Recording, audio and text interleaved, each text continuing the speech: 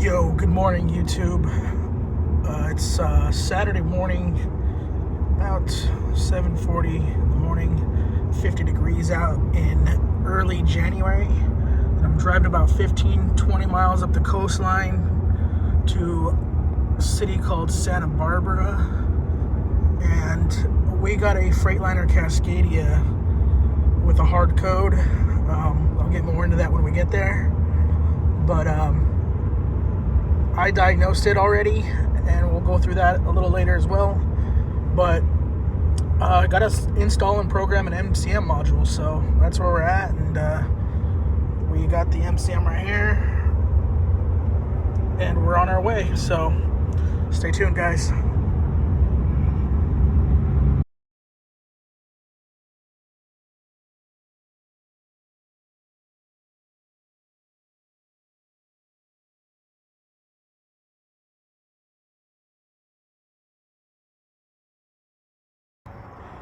Alright, I had to stop at Coast Auto Parts here in Carpinteria, small town, little mom and pop, Napa. Gotta get some contact cleaner before we head out there. Not sure if you guys can see that, but it's $5.39 for diesel here. Good old California. Alright, so we're here at the truck, getting all set up here, getting the tablet ready. I'm laying down my mat. ECM, or MCM as Freightliner calls it, is tucked right back there. You can see the yellow connector going in. It's just mounted to the side of the block below the fuel module. So best way I think to get to it would be from the bottom. I'll show you what that looks like in a second, but yeah, we gotta connect to it and pull the codes, and also download the data from the original MCM to the server. So let's get started. Alright, so we're all connected here, and you have to use Detroit Diagnostic Link 8, and you have to have internet connection. But what you do is from the main screen down here on the side, go down to Program Device, and you want to download the data from the server. What that's going to do is download all the information, the fuel trims, etc., onto the server, hold it in the server, and then when you get a new MCM plugged up, you could transfer that data from the server onto the new one. So since we got power plugged in, you need constant power. I do got to get the batteries connected. Actually disconnected right now when I take off the old MCM, but then I need to connect them and then apply a battery charger to them while I'm in the middle of programming, so battery voltage is consistent. So we're gonna go ahead and download the data.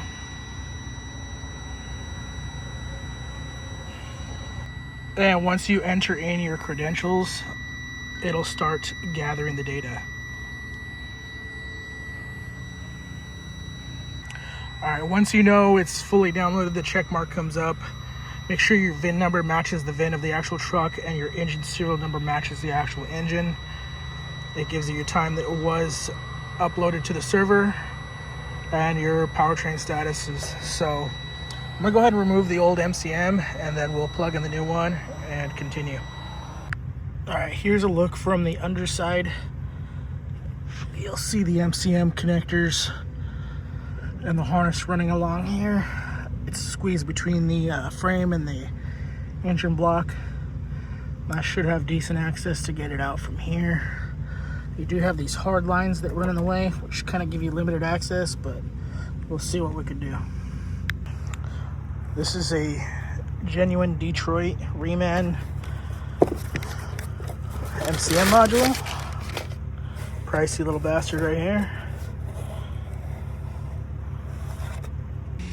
Yeah, if I was smart, I would have turned this wheel before I disconnected it, but I didn't, so I'm kind of working around it right now. What I'm doing is getting those top mounting bolts cracked loose. They are a little under there in kind of an awkward position, because you got this connector in the way right there. Makes it a little difficult to get around, but we'll figure it out. All right, we got the old one out.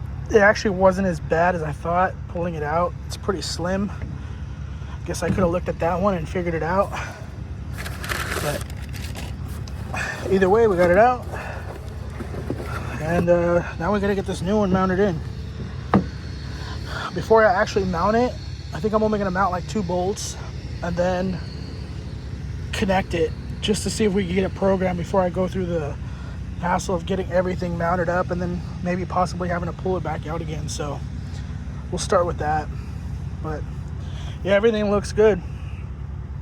Also, one thing I forgot to mention is you want to take out these little isolator bushings and transfer them over to the new one.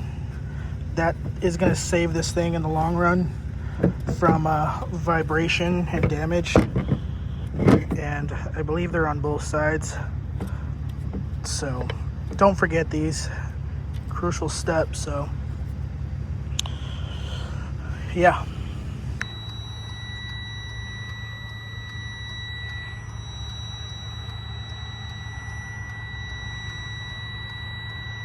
All right, so here we are transferring the data to the new MCM module, and you have to have a solid Wi-Fi connection, and you have to have your batteries in good state of charge.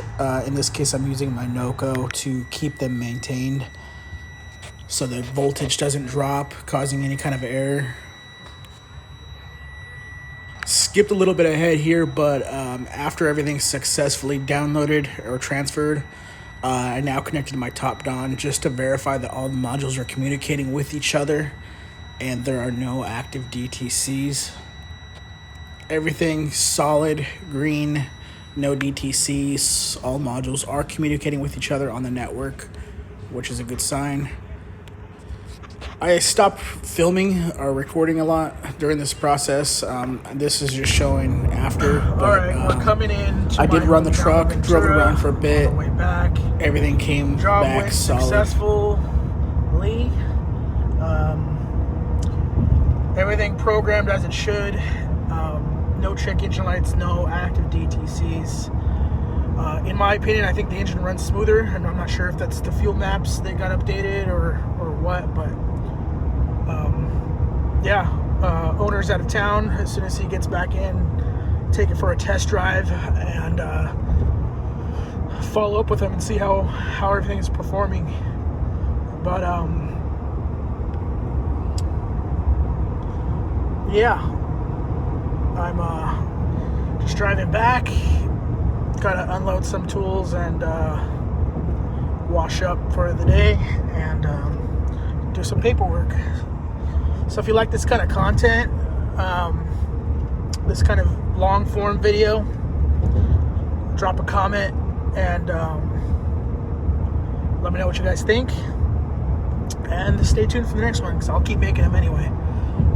All right guys, catch you guys later.